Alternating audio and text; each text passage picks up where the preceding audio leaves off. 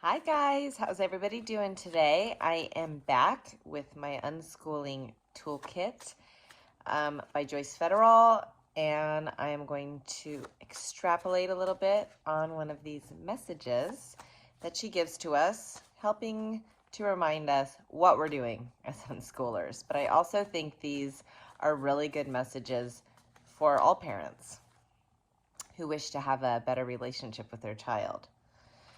Okay, so the card I have randomly chosen today is You Will Make Mistakes. How things turn out is feedback, so you can make better and better choices. Oh, yes. I myself had made plenty of mistakes in my motherhood journey, and I'm sure I have plenty more in my future to come.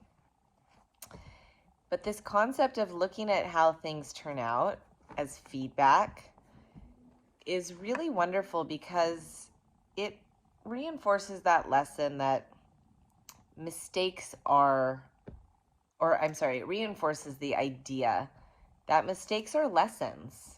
And we can learn so much from our mistakes. We can actually usually learn a lot more from our mistakes in our challenging times than from when things are going very smoothly.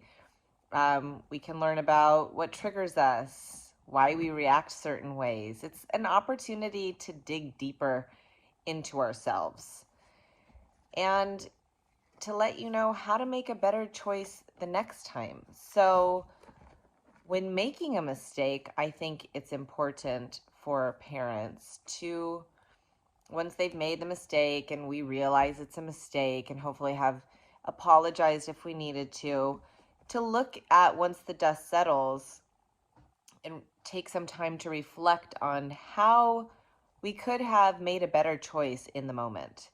So that when the opportunity comes around again to make a better choice, we do make a better choice. Because the thing with life and the lessons life is constantly trying to teach us is oftentimes if we don't get it right the first time and we do make a mistake, we will be presented with the same challenge. Maybe a different form, maybe different people, but the essence of the challenge will be the same. And we have that opportunity to respond differently and to become the better version of ourselves by making a better choice. And this is sort of an upward cycle of growing as a human being. And so these challenges may come again and again. And each time, do we make better and better choices? For example, let me think of an example.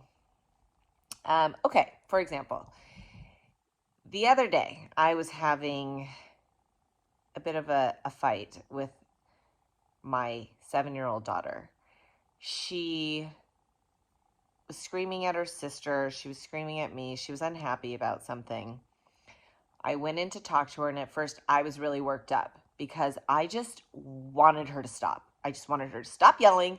I wanted her to stop doing what she was doing, do what I wanted her to do, which was calm down. And she wasn't able to. And now I have 6 children, so I've been in this situation before. Um, Sometimes my knee-jerk reaction is just to stop, and fight fire with fire, which never works. So in that moment, because of my own personal practice, I looked at her. She was sitting on the bed. I was kneeling in front of her. I looked at her. I inwardly looked at myself. And I said, Clementine, let's just take some deep breaths right now. Can we both just take a couple deep breaths? She didn't want to take any deep breaths, so she chose not to. But I made the decision to take deep breaths in front of her. And I took 4 or 5 really deep, long breaths. And during those breaths, I thought about, okay, what do I want to do here? Yelling is not going to work. Physicality is not going to work. I don't want to be physical with my children. I don't want to cause this child any harm. These thoughts were going through my head as I was breathing. I thought, what is the best thing for me to do? Deep breath. And it came to me. The best thing to do was just to speak to her from a level-headed standpoint and to leave. And that's what I did. I took my deep breaths. She witnessed me taking those breaths. She saw me visibly calm down, come back to my natural state of being where I work best from. I'm not going to make my best decisions from a reactive state of mind. I'm going to make my best decisions from a centered state of mind. So I centered myself in that moment. I said a few short words to her and I left. And later on, all was well.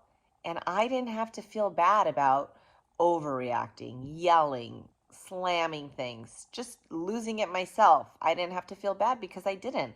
Now, she was a 7-year-old and she did her thing, and that's fine because she's 7.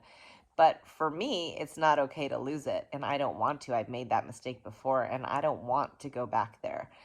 So from my past mistakes of times where I didn't have such a great reaction, I was able to then use that knowledge and those memories and center myself in the moment and get really present and be the person and be the mother that I want to be.